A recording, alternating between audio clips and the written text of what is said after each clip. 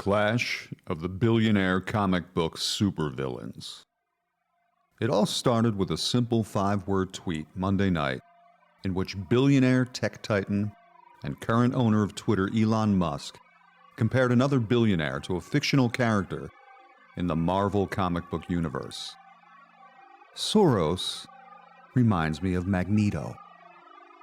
I've pored over these 5 words countless times, but I don't see the word Jews anywhere. In a follow-up tweet, Musk clarified that Soros wants to erode the very fabric of civilization. Soros hates humanity.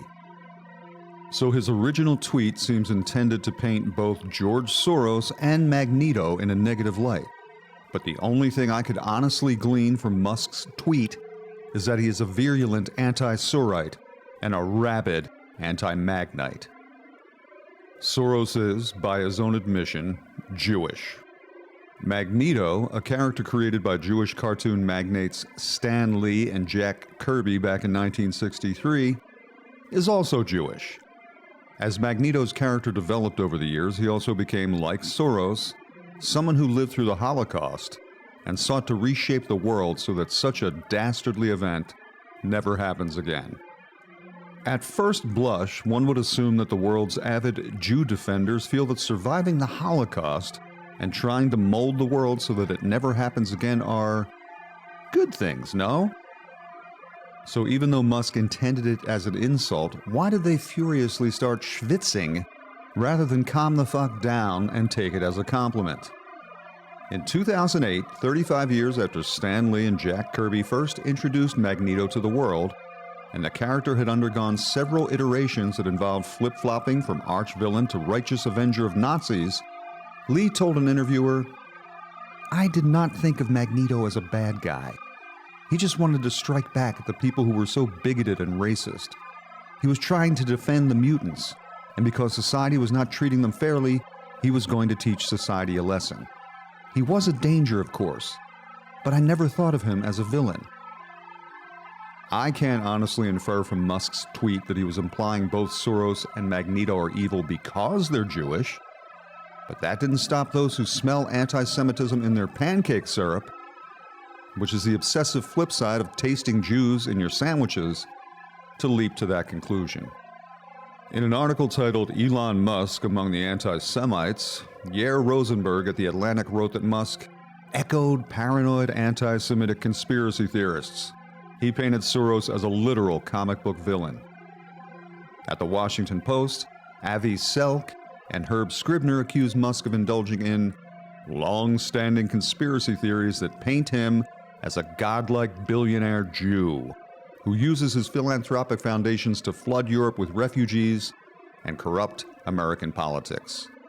CNN wrote that Elon Musk launched a baseless Twitter attack on George Soros, a frequent target for anti-Semitic conspiracy theories.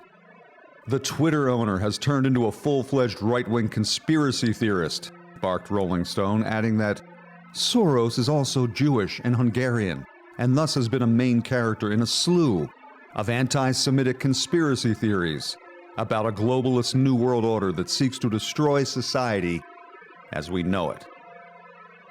That sure seems like a lot of people talking about anti-Semitic conspiracy theories. It's almost as if everyone in the world is talking about them except for Elon Musk. Perhaps he was secretly using one of those notorious anti-Semitic dog whistles that only people who are obsessed with anti-Semitism are able to hear.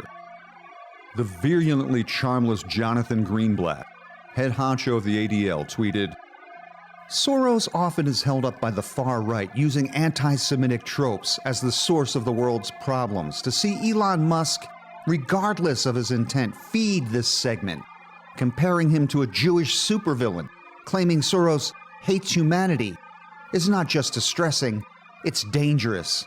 It will embolden extremists who already contrive anti-Jewish conspiracies and have tried to attack Soros and Jewish communities as a result." The ADL has definitely changed the tune that they're blowing on their shofar in the past 20 years.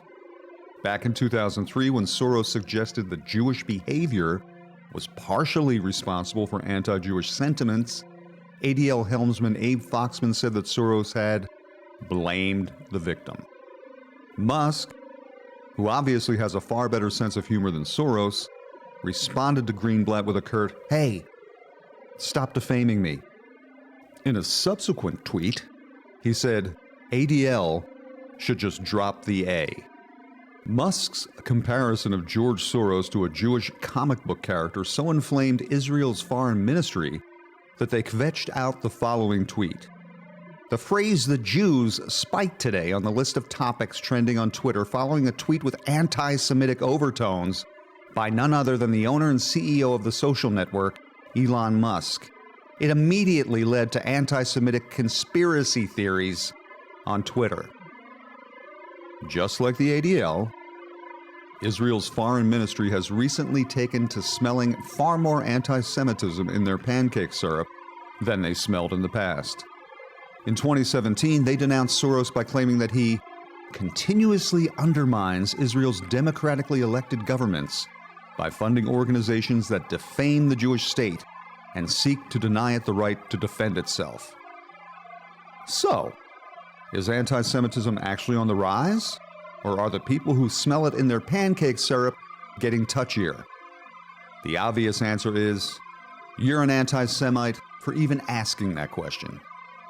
On Wednesday, Musk doubled down and tripled down on his shameless impenitence by tweeting that his original comparison of Soros to Magneto was really unfair to Magneto. It reminded me of my own joke, of which I'm so proud that I keep repeating it whenever I get the chance, that whenever black people get upset about being compared to monkeys, no one ever asks the monkeys how they feel about being compared to black people. When confronted by CNBC's David Faber about whether he was an anti-Semite, Musk denied it. I'm a pro-Semite, if anything. So not only is he an anti-Semite, he's also a liar. Speaking of liars, the whole ridiculous kerfuffle dredged up old rumors accusing Soros of being a traitor to his own people during World War II. These rumors were, predictably, dismissed as lies and anti-Semitic conspiracy theories and the whole ball of wax and bar of human soap. But during a 1998 profile on 60 Minutes, Soros said he pretended he was a Christian during World War II and admitted that he, quote, helped in the confiscation of property from the Jews. He also expressed zero remorse for doing so. The crucial part of the video interview is here, the relevant quotes were entered into the congressional record here, and the entire 60 Minutes profile is here. So unlike the fictional Magneto, the real-life George Soros enabled the persecution of Jews during World War II. Can you say the same thing about anyone being smeared as a Nazi or an anti-Semite these days? Sure, despite describing himself as a free speech absolutist, Musk's version of Twitter has routinely banned several high-profile accused Nazis and serial Jew-namers. But as the world's second richest man, Musk is the highest status billionaire willing to clap back at free speech antagonists such as the ADL. In doing so, he has become a comic book supervillain to humorless leftists, just as George Soros is the cartoonish bête noire for the modern right. What we're witnessing may be an epical circulation of elites, a once-in-a-lifetime changing of the guard. I've learned not to get my hopes up too high about anything anymore, but let's close our eyes, click our heels, and pretend just for a moment that the newer elites might have a better sense of humor and not be so ruthlessly censorious and obnoxiously mendacious as the elites they're replacing.